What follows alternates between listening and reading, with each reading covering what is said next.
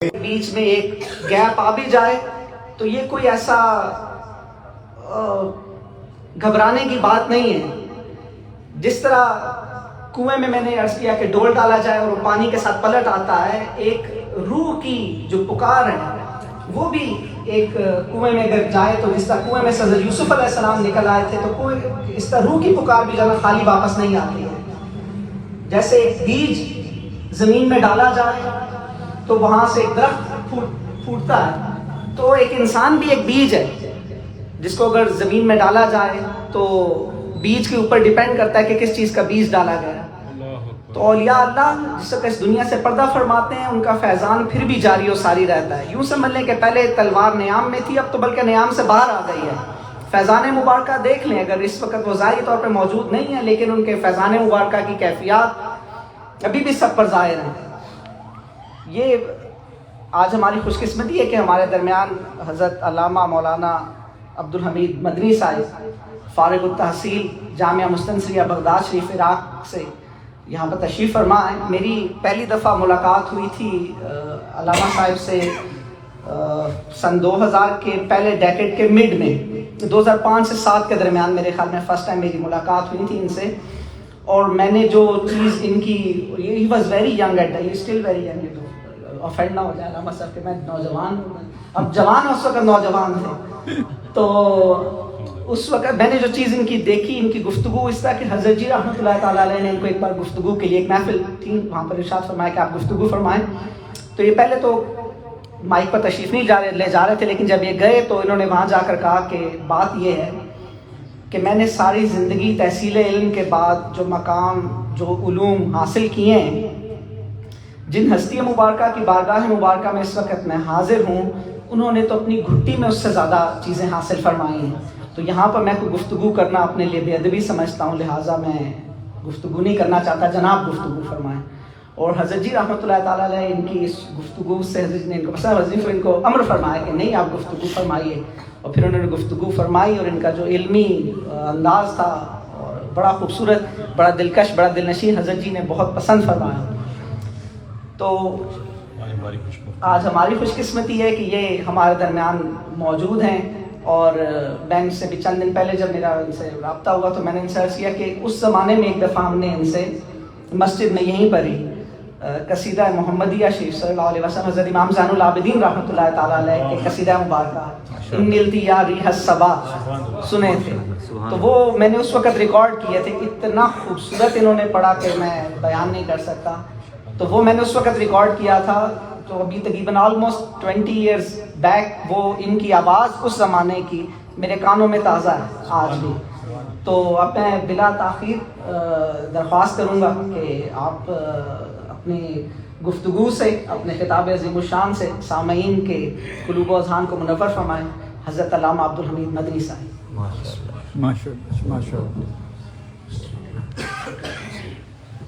Stand ہے، چھوٹا stand دے. چلیے ٹھیک ہے.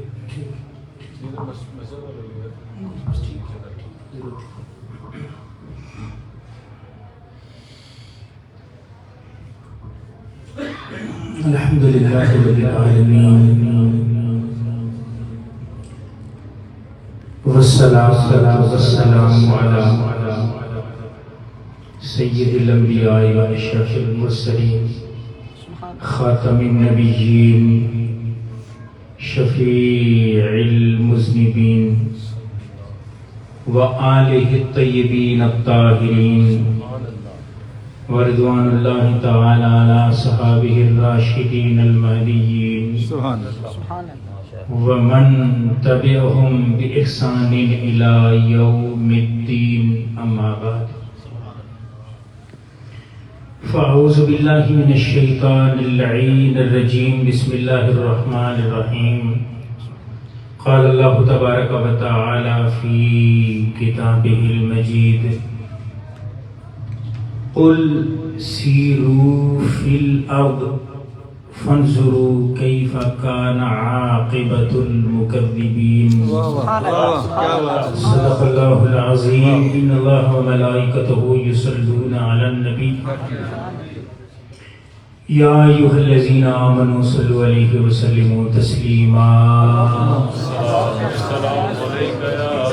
اللهم صل علی سیدنا و مولانا محمد وعلى آل سيدنا ومولانا محمد أفضل الصلواتك بعدد معلوماتك وبارك وسلم وصل عليه الصلاة والسلام عليك يا سيدي يا رسول الله الصلاة والسلام عليك يا سيدي يا حبيب الله الصلاة والسلام عليك يا رحمة للعالمين الصلاة والسلام عليك يا شفيع المذنبين.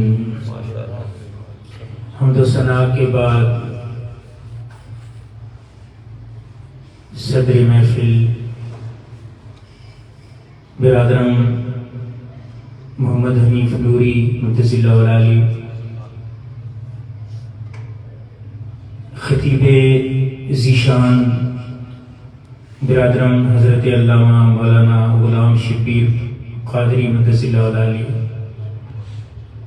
میرے بھائی اسد محمود قاضی، میرے بھائی کامران خورشید، اور میرے بھائی محترم ریاض برادران، میرے بھائی کامران سلیم، اور بہت سارے شناسہ چہرے جو اس محفل کی زینت ہیں. میں سب کے ناموں سے واقف نہیں لیکن چہروں سے واقف ہوں. یہ خوبصورت روحانی اور خلوص و للہیت سے بھری ہوئی محفل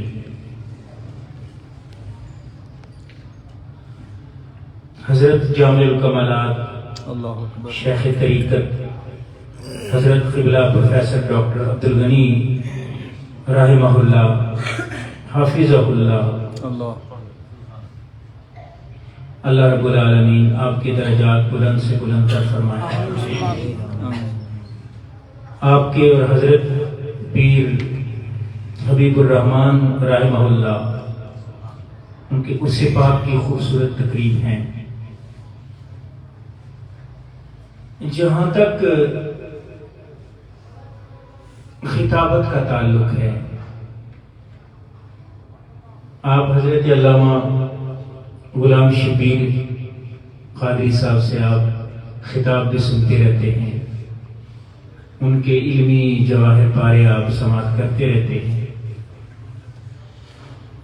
حضرت پیر طریقت رہبر شریعت حضرت قبلہ پروفیسر ڈاکٹر عبدالغنی رحمہ اللہ، آپ کے کرامات، آپ کے کمالات، آپ کے جمالات، آپ کی خدمات، آپ کا کردار جس حوالے سے دیکھا جائے تو آپ ایک ملٹی ڈائمینشنل شخصیت ہیں. اب سنتے رہتے ہیں، میں کوئی روایتی خطابت کا قائل ہوں نہ ہی میں اس کا کوئی داعی ہوں. آج چاہوں گا کہ اس محفل میں حضرت قبلہ رحمہ اللہ کے وہ استدلالات جو انہوں نے قرآن مجید کی آیات سے کیے ہیں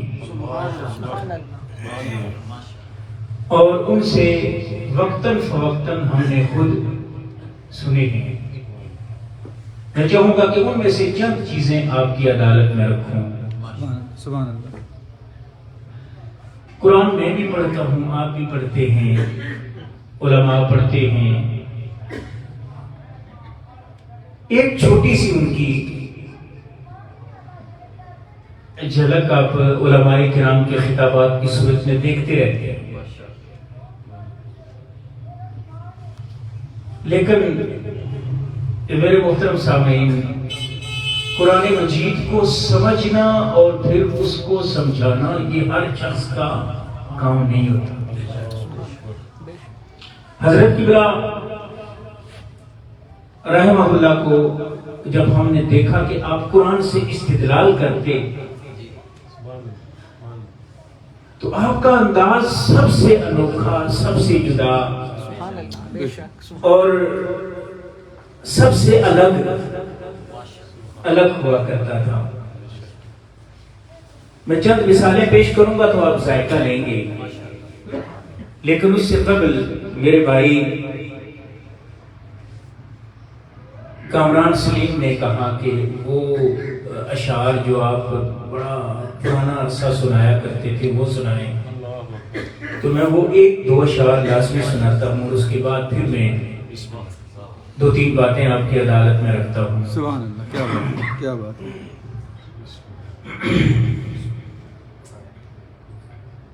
حضرت حفیظ طائب رحمہ اللہ کا لکھا ہوا یہ کلام ہے، اس کے 2-3 اشعار، دو اشعار صرف پیش کروں گا.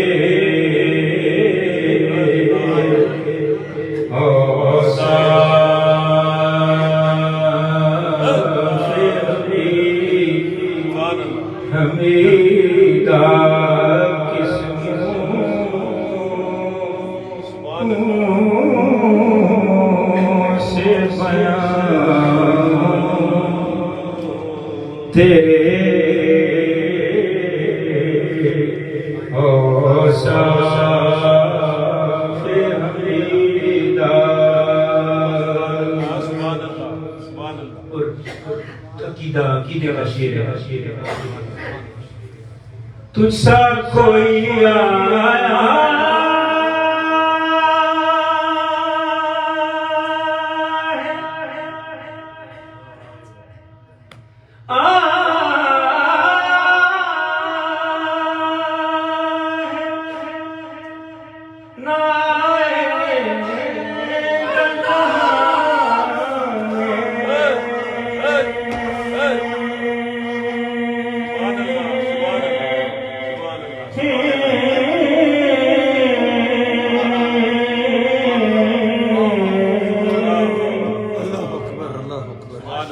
تجھ سا کوئی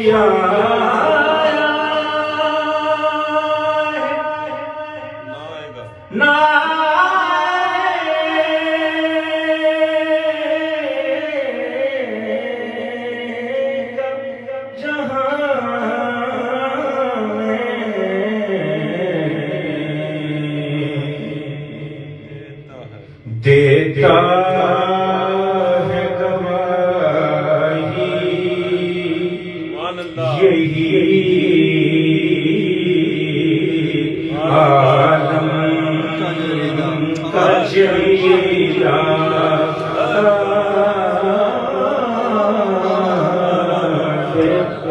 دیتا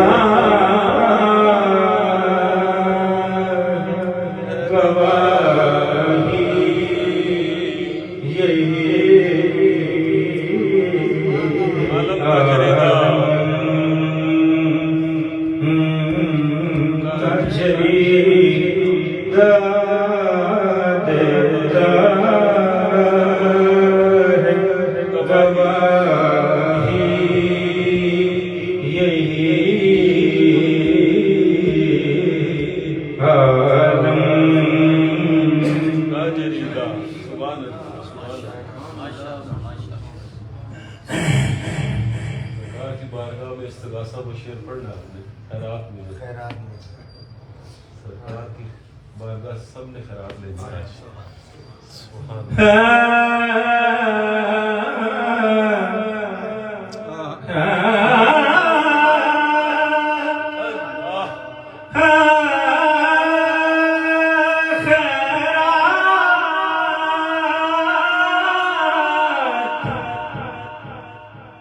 خیرات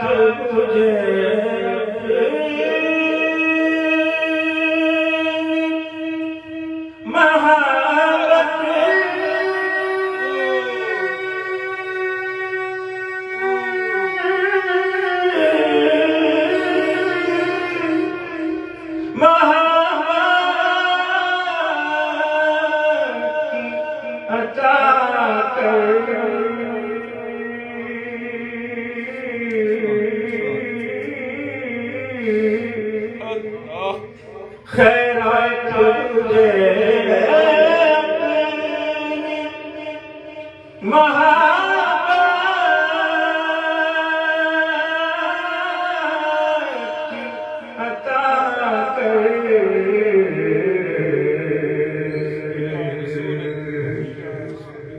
آیا ہے تیرے در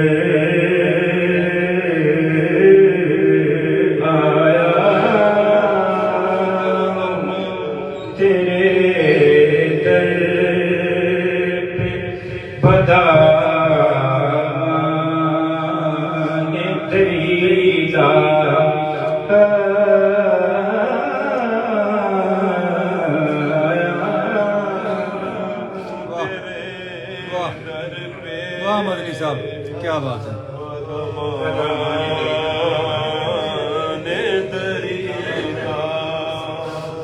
خیرات مجھے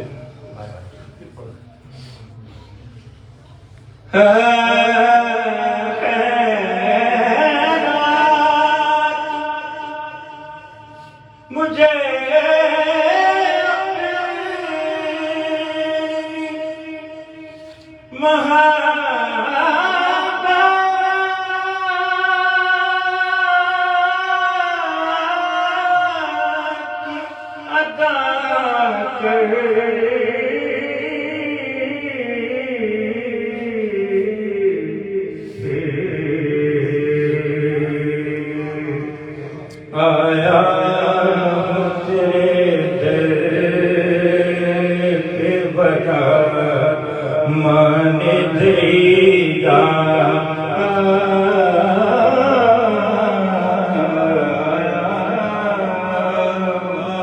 تیرے در پہ بتا مان دریا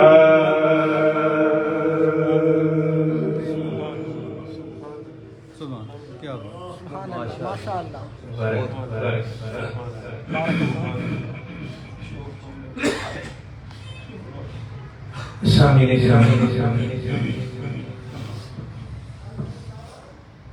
جو آیت کریمہ میں نے آپ کے سامنے تلاوت کی ہے، ڈاکٹر صاحب نے اللہ رب العالمین آپ کے درجات بلند فرمائے. آپ نے جو اس سے استدلال کیا تھا ذرا سماعت کریں. فرمایا قل اے میرے حبیب صلی اللہ علیہ وآلہ وسلم، آپ اپنے لب آئے نازنی سے فرما دیجئے قل سیروا فی الارض، لوگوں سیر کرو زمین کی، فانظروا اور دیکھو. ڈاکٹر صاحب نے اس کا جو ترجمہ کیا تھا وہ میں بعد میں بتاؤں گا، لیکن فی الحال اس کا سنیں. فرمایا فانظروا، دیکھو، خوب غور سے دیکھو، کیف کان عاقبۃ المکذبین، کہ جو جھوٹے تھے یا جھٹلانے والے تھے. کذب یکذب، تکذیب کا مطلب جھٹلانا، پھر لازم ہے، یہ جو جھٹلانے والے تھے ان کی عاقبت دیکھ کر کے عبرت حاصل کرو. اچھا، یہ اس کا سادہ سا مفہوم ہے نوری بھائی، سادہ سا مفہوم ہے اس کا. صاحب رحمہ اللہ نے فرمایا تھا کہ یہ فانظروا کا جو لفظ بڑی گہرائی رکھتا ہے، بڑی وسعت رکھتا ہے. آپ نے فرمایا کہ یہ اللہ رب العالمین نے جس وقت کو حکم دیا کہ فانظروا، یہ حکم ہے، حکم ہے، امر، حکم. سنیے ذرا، ایمان تازہ کیجئے. آپ نے فرمایا تھا کہ نظر ہر کسی کی برابر نہیں ہوتی، نظر ہر کسی کی بولیے برابر نہیں ہوتی. اب میں جس وقت اللہ نے حکم دیا کہ فانظروا کیف کان عاقبۃ المکذبین، تو اللہ رب العالمین نے جب یہ حکم دیا تو وہ نظر میرے مصطفیٰ کی تھی، وہ نظر سیدنا صدیق اکبر کی بھی تھی، وہی نظر سیدنا عثمان غنی کی، سیدنا عمر فاروق کی، مولا علی کی، صحابہ کرام کی، اہل بیت اعظام کی. اب ہر کوئی اپنی اپنی نظر سے عاقبۃ المکذبین دیکھ رہا ہے. تو جس کی جو نظر جتنی گہرائی تک جا سکتی ہے، اس نظر سے وہ عاقبۃ المکذبین کو دیکھے گا. تو ایسا نے فرمایا یہ تھا، سنیے ذرا، ایمان تعالیٰ کیجیے. آپ نے فرمایا تھا کہ اگر جھٹلانے والے جھوٹے لوگوں کی عاقبت دیکھ کر، یعنی ان کی قبریں یا ان کے جہاں قبریں ہیں یا جہاں وہ مدفون ہیں وہاں جا کر کے ہم ان کو دیکھ کر کے، ان کی قبریں دیکھ کر کے، تو اگر ہم عبرت حاصل کر سکتے ہیں یہاں سے، آپ نے فرمایا تھا کہ پھر اولیاء کرام کے مزارات پر کیوں نہیں جایا جا سکتا. یہ استدلال تھا، توجہ کیجیے. آپ نے فرمایا کہ اگر جھوٹوں کی جو قبریں ہیں، جھوٹوں کی قبریں، ان کو دیکھ کر کے عبرت حاصل کی جا سکتی ہے، تو جو اللہ کے لاڈلوں کی قبریں ہیں، ولیوں کی قبریں ہیں، ان کے جو مزارات ہیں، ان پر کیوں نہیں جایا جا سکتا. آدمی صاحب کیا بات ہے، دیکھیں قرآن سے استدلال کا انداز. ہم کرامتیں بیان کرتے ہیں، ہماری سلسلہ لکشمندیہ میں کرامتیں ہیں، لیکن ان کو اتنی اہمیت نہیں دی جاتی.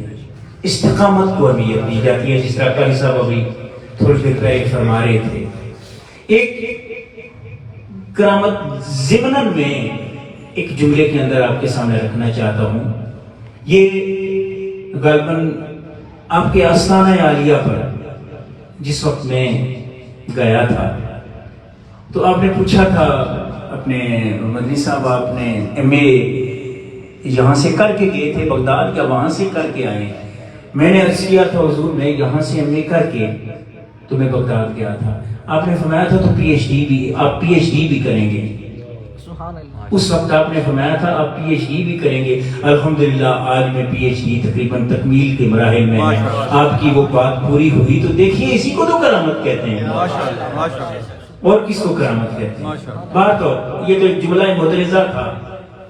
تو جو میری طرف رکھیں میرے محترم سامعین، آپ نے فرمایا کہ اگر جھوٹے لوگوں کی قبروں پر جانا اللہ کا حکم ہے کہ وہاں جاؤ اور جا کر کے عبرت حاصل کرو، تو پھر سید الانبیاء جناب محمد مصطفیٰ علیہ تحیۃ و ثنا آپ کے روضہ انور پر جانا تو بطریق اولا اللہ کا حکم ہے. یہاں آپ نے شیخ ابن تیمیہ کا ایک قول نقل کیا تھا. آپ نے فرمایا تھا کہ ابن تیمیہ حنبلی ایک بہت بڑے عالم تھے فقہ حنبلی کے. انہوں نے کہا تھا کہ نبی پاک صلی اللہ علیہ وسلم کے روزے کی طرف نیت کر کے سفر کرنا، زیارت کے لیے سفر کرنا، یہ گناہ کا کام ہے. یہ ابن تیمیہ نے اپنی کتاب میں لکھا تھا. مجموع الفتاوی ان کی کتاب کا نام ہے. ان کے اندر تیسری جلد ہے، اس کے اندر موجود ہے لکھا ہوا. یہ چیزیں بعد میں ہمیں پتہ چلی. حضرت صاحب رحمہ اللہ جب فرمایا کرتے تھے تو ہم یہ چیزیں کہاں سے ملیں گی؟ اب بعد میں جب یہ چیزیں پڑھی ہیں تو پتہ چلا کہ یہ چیزیں ان لوگوں نے کہی ہیں. تو آپ نے کہا وہ ایک روایت لے کر کے تو اس پر بڑا اکڑا ہوا پھرتا ہے کہ بھائی نبی پاک صلی اللہ علیہ وسلم کے روزے کی طرف نہیں جانا چاہیے، سفر نہیں کرنا چاہیے.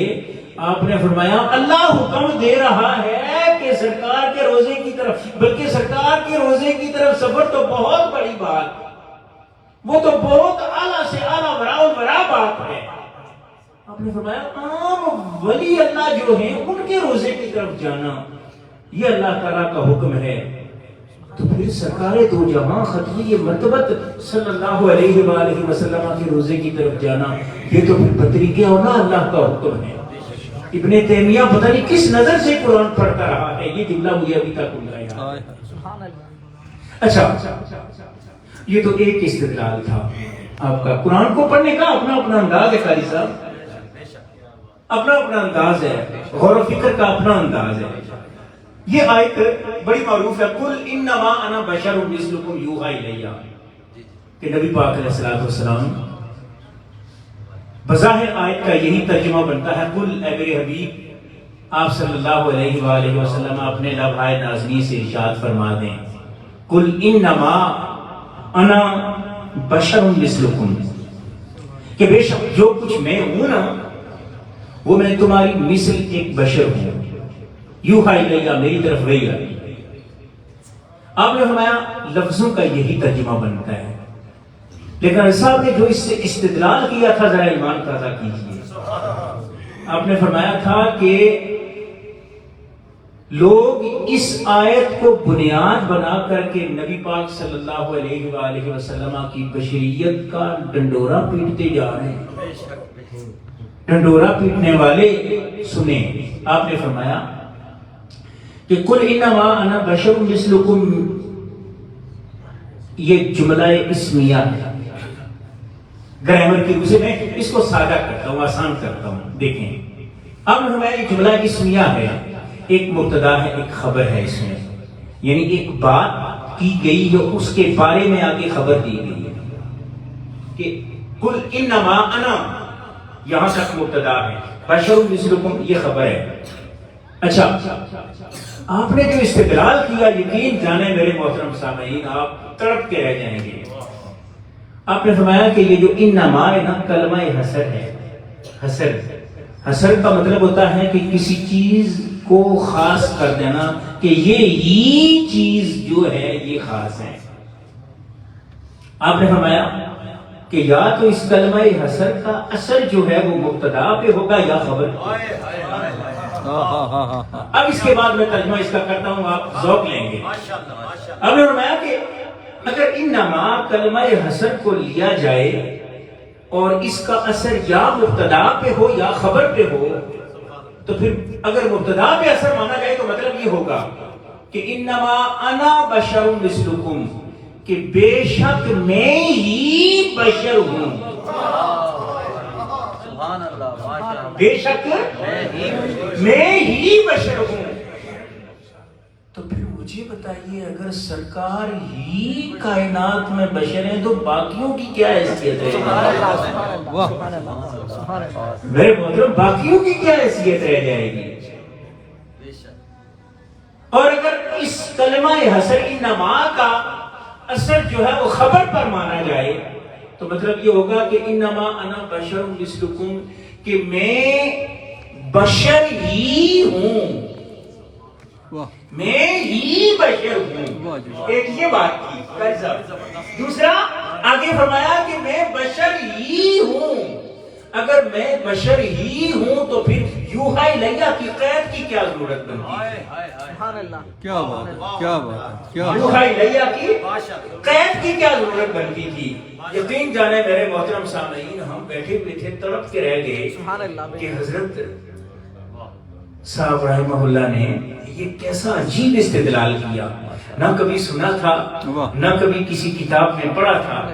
ایسا نے جب یہ استدلال کیا تو یقین جانے حیرانگی ہوئی، اور اس کے بعد کسی نے بھی اگر اس آیت کے موضوع پر بات کی نا، کسی نے بھی، تو اس سے یہی سوال تھا ہمارا، جناب یہ جملہ اسمیہ ہے، اس میں ایک خبر ہے ایک مبتدا ہے، اگر کلمہ حسر کا اثر خبر پر مانا جائے تو پھر یہ مطلب ہوگا، مبتدا پر مانا جائے تو یہ مطلب ہوگا، آپ فرمائیے کون سا مانے؟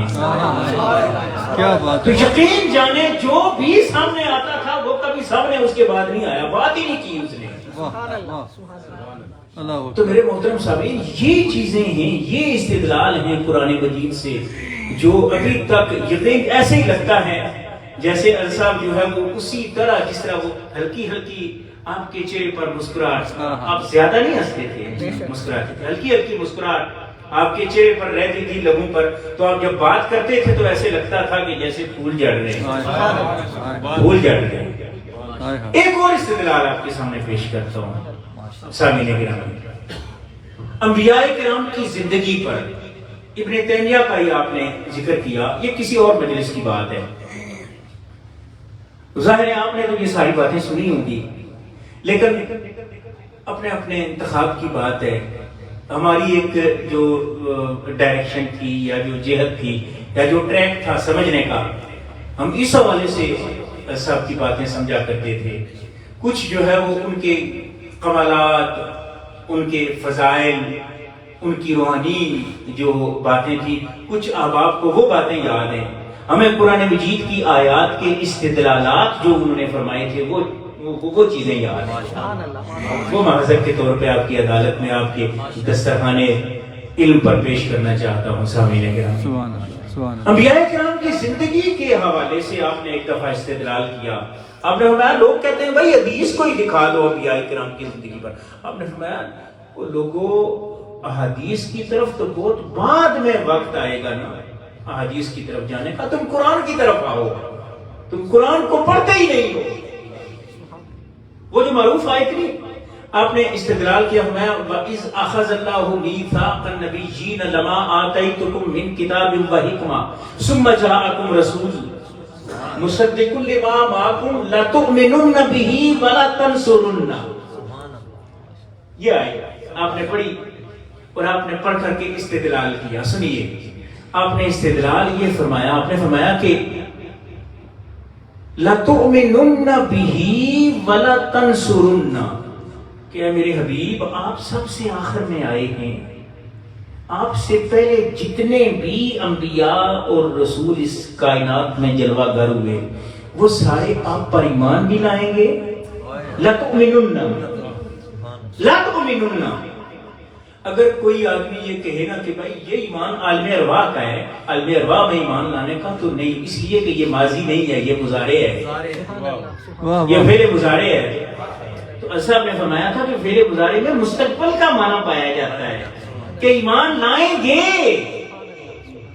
لَتُؤْمِنُنَّ بِهِ، میرے حبیب پر ایمان لائیں گے وَلَتَنْصُرُنَّ اور میرے حبیب کی اعانت و نصرت بھی کریں گے. واہ نصرت و اعانت مدد وہ بھی کریں گے. آپ نے فرمایا کہ یہ کیسے ممکن تھا؟ اگر تو یہ بات مان لی جائے کہ انبیاء کرام جو ہے وہ اپنی اپنی قبروں میں تشریف لے گئے، تو جس طرح عام کہا جاتا ہے کہ بھائی اب جسم جو ہے وہ مٹی کے ساتھ مٹی ہو گیا، تو پھر وہ کیسے ایمان لائیں گے، مدد کیسے کریں گے؟ آپ نے فرمایا مسجد اقصی میں سرکار سب سے آگے ہیں، سارے پیچھے نماز کے لیے کھڑے. صحیح حدیث مشکات شریف کی صحیح حدیث. اب میں کہ تم قرآن پڑھنے کے بعد حدیث کی شریف کی طرف آؤ. قرآن کہتا ہے کہ ایمان ہر صورت میں ایمان لائیں گے، چونکہ تاکید ہے، لا تؤمنن تاکید بھی ہے، بہر صورت وہ ایمان لائیں گے اور یہ کام مستقبل میں ہوگا. وَلَتَنْصُرُنَّ اور آپ کی مدد و اعانت کریں گے، ہر صورت کریں گے اور یہ کام بھی مستقبل میں ہوگا. مستقبل میں کیسے ہوگا؟ اس کا مطلب یہ ہے اللہ نے فرما دیا میرے حبیب یہ جتنے بھی انبیاء کرام ہیں سب سے میں نے یہ عہد لیا ہے اور آپ کی ذات پر ایمان لانے کا عہد لیا، آپ کی اعانت کا عہد لیا. وہ سارا کا سارا آپ کی امامت میں جب سب نے نماز پڑھی تو وہ پورا ہوا. مسجد اقصی میں آپ کے پیچھے سب نے نماز پڑھی تو وہ اعانت کا اور وہ ایمان لانے کا عہد پورا ہوا. آپ نے فرمایا ماننا پڑے گا قرآن مجید کی اس آیت کی روح سے کہ انبیاء کرام اگر دنیا سے چلے بھی جائیں تو بعد میں قبر سے نکل کر کے کسی جگہ تشریف لے جا سکتے ہیں. یہ ہے عام انبیاء کرام کی فضیلت، یہ ان کا مقام ہے. اور ہمارے آقا کا کیا مقام ہے امام الانبیاء کا کہ آپ جب چاہیں جہاں چاہیں جیسے چاہیں جس جگہ چاہیں اپنے غلاموں کے گھر جلوہ گر سبحان اللہ واہ جی واہ جلوہ گر ہو سکتے. سبحان اللہ سبحان اللہ. آپ جب چاہیں جہاں چاہیں جیسے چاہیں. وہ کس طرح شعر ہے کہ یقیناً سنا ہے، ایسے لوگ کہتے ہیں سنا ہے آپ ہر عاشق کے گھر تشریف لاتے ہیں. ہاں یقیناً آپ ہر عاشق کے گھر تشریف لاتے ہیں، ہمارے گھر بھی ہو جائے چراغاں یا رسول اللہ. یہ ایسے نہیں کہہ دیا گیا، یہ اس آیت کا مفہوم ہے میرے محترم سامعین. ایک یہ استدلال تھا انبیاء کرام کی حیات پر، حیات انبیاء پر. یہ بھی اہل سنت کا عقیدہ ہے. الحمدللہ صاحب رحمہ اللہ جب گفتگو فرماتے تھے، کہیں ٹائم بہت زیادہ نہ ہو جائے، 10:15 پہلے ہی ہو گئے، بس میں ایک دو باتیں اب عرض کر کے تمہیں اجازت چاہتا ہوں. ایک دفعہ آپ نے فرمایا کہ یہ جو آیت ہے نا جو ابتدا میں بالکل میں نے آغاز میں تلاوت کی تھی، اسی آیت کے تحت آپ نے فرمایا کہ ہمارا سلسلہ نقشبندیہ ایمان تازہ کریں. ذرا یہ آخری بات ہے، ایمان تازہ کریں. آپ نے فرمایا کہ ثانی اثنین اذ ہما فی الغار اذ یقول لصاحبہ لا تحزن ان اللہ معنا. سلسلہ نقشبندیہ کا حصہ آپ ذکر کر رہے تھے. آپ نے فرمایا کہ سیدنا صدیق اکبر نبی پاک صلی اللہ علیہ وسلم کے ساتھ ہیں غار ثور میں. قرآن مجید نے اس لمحے کو محفوظ کر لیا اپنے دامن میں اور ساری کائنات کے سامنے بطور دلیل پیش کیا. لا تحزن ان اللہ معنا، اے میرے ابو بکر لا تحزن، غم کھانے کی ضرورت نہیں. ان اللہ معنا، اللہ رب العالمین ہم دونوں کے ساتھ، سبحان اللہ سبحان اللہ. ہم دونوں کے ساتھ ہیں. الصاحب نے یہاں اپنے مطالعے کی روشنی میں ایک بات ارشاد فرمائی کہ بعض لوگوں کی طرف سے ہمارے سلسلہ نقشبندیہ پر ایک اعتراض ہوتا ہے کہ یہ سلسلہ منقطع ہے نا. یہ بات ہے نا، اگر آپ کے کسی نہاں خانہ ذہن میں محفوظ ہو تو آپ کے جملہ نکالنا ہے، تھوڑا زور دیں کہ یعنی کہا جاتا ہے کہ بھائی یہ سلسلہ نقشبندیہ جو ہے یہ منقطع ہے، یہ متصل نہیں ہے۔ صاحب نے کیا خوب استدلال فرمایا، حیران کر دیا، محفل کو حیران کر دیا۔ آپ نے فرمایا دیکھو لوگ کہتے ہیں کہ سلسلہ منقطع ہے، یہ متصل نہیں ہے۔ آپ نے فرمایا ہمارے سلسلہ نقشبندیہ کا متصل ہونا قرآن سے ثابت ہے، اور اس آیت سے ثابت ہے۔ آپ نے فرمایا دیکھو ہونا تو یہ چاہیے کہ نبی پاک صلی اللہ علیہ وسلم فرمایا کہ اللہ میرے ساتھ ہے اور میں تمہارے ساتھ ہوں۔ اللہ میرے ساتھ ہے، میں تمہارے ساتھ ہوں، ایسے نہیں فرمایا، فرمایا ان اللہ معنا، اللہ ہم دونوں کے ساتھ ہے۔ گویا حضرت ابوبکر سرکار کے ساتھ سرکار، رب کے ساتھ رب، دونوں کے ساتھ۔ تو آپ نے فرمایا یہی تو اتصال ہے اللہ رب العالمین کی ذات تک سلسلہ نقشبندیہ کا، کہ حضرت ابوبکر صدیق نے اکیلے یہ فیض سرکار کو دیکھتے دیکھتے دیکھتے حاصل کیا، اور پھر یہ اکیلے نہیں، اللہ رب العالمین کی معیت میں یہ فیض سرکار کو دیکھتے دیکھتے حاصل کیا۔ یہ سلسلہ نقشبندیہ کا اتصال آپ نے قرآن کی آیت سے بیان فرمایا۔ سبحان اللہ۔ تو میرے محترم سامعین، آج جو مروجہ ہماری پیری مریدی ہے نا، مروجہ، میں یہ لفظ ساتھ مروجہ جو کہہ رہا ہوں، اس میں دیکھیں یہاں آپ کو مروجہ پیری مریدی میں قرآن نہیں ملے گا، صحیح بات ہے، قرآن نہیں ملے گا، شریعت کا فہم نہیں ملے گا۔ لیکن میں آپ سب لوگوں کو سلام پیش کرتا ہوں، سارے خوبصورت چہرے، شناسا چہرے، یہ چمکتی آنکھیں۔ میرے محترم سامعین، صاحب رحمہ اللہ کا کوئی بھی مرید جہالت کے قریب تک نہیں گیا، بے شک بے شک، اس لیے کہ آپ نے جاہل رہنے ہی نہیں دیا۔ آپ اپنی ہر محفل میں یا قرآن کی بات کرتے تھے یا حدیث کی یا سنت کی بات بے کرتے شک تھے۔ بے شک، اس سے بڑی کوئی اور کرامت کیا ہوگی میرے محترم سامعین؟ سبحان اللہ۔ لوگ اور کرامتیں بیان کرتے ہیں، اس سے بڑی اور کون سی کرامت ہوگی؟ واہ، کہ آپ یا قرآن کی بات کرتے تھے یا حدیث کی بات کرتے ہیں، حدیث و سنت کی بات کرتے تھے۔ یہاں سید الطاف شاہ صاحب کاظمی نے ایک منقبت لکھی تھی، اس کے شعر میں تھوڑی سی ترمیم کے ساتھ یہ شعر میں آپ کے سامنے لانا چاہتا ہوں کہ قرآن سے محبت عشق رسول شیوا، انداز ہیں نرالے۔ قرآن سے محبت عشق رسول شیوا، انداز ہیں نرالے۔ عبدالغنی پیا، کیا بات ہے، کیا بات ہے، عبدالغنی پیا کے۔ تو میرے محترم سامعین، واہ، ہم نے ان کی مجلس میں بیٹھ کر کے قرآن سنا ہے اور قرآن سیکھا ہے۔ قرآن کے استدلالات جو چند چیزیں میں نے آپ کے سامنے پیش کی ہیں، یہ انہی کا حصہ تھا، واہ، بے شک، یہ انہی کا حصہ تھا۔ جس طرح انہوں نے قرآن سمجھایا ہے میرے محترم سامعین، ایسا آج نہ کوئی مولوی سمجھا سکتا ہے، نہ کوئی پیر سمجھا سکتا صحیح ہے۔ بات، ہم سب خوش قسمت ہیں کہ ہمارے شیخ الحمدللہ الحمدللہ الحمدللہ ثم الحمدللہ وہ قرآن کے سمجھنے والے تھے، سمجھانے والے تھے، اور قرآن کی فکر کو عام کرنے والے تھے۔ سلسلہ نقشبندیہ کا تو بڑا امتیاز ہی یہی ہے کہ اس میں قرآن کو سب سے اوپر رکھا جاتا ہے، باقی چیزیں ساری بعد میں آتی ہیں۔ سبحان اللہ، سبحان اللہ رب العالمین میرا اور آپ کا حامی و ناصر ہو۔ میں آپ سے معذرت خواہ ہوں کہ میں وہ روایتی خطاب آپ کے سامنے نہ کر سکا، بس صاحب کی جو باتیں میں نے آپ کے سامنے رکھی ہیں، میں سمجھتا ہوں یہ خطاب جتنے بھی ہیں سارے سائٹ پہ ہیں، صاحب کی باتیں جو ہیں وہ ہمارے لیے مدنی صاحب حضرت جی کی یاد تازہ ہوگی۔ اللہ رب العالمین آپ کی یہ محبتیں قائم و دائم رکھیے۔ اللہ رب العالمین مجھے بھی پر عمل پیرا ہونے کی توفیق عطا فرمائے۔ وآخر دعوانا الحمدللہ۔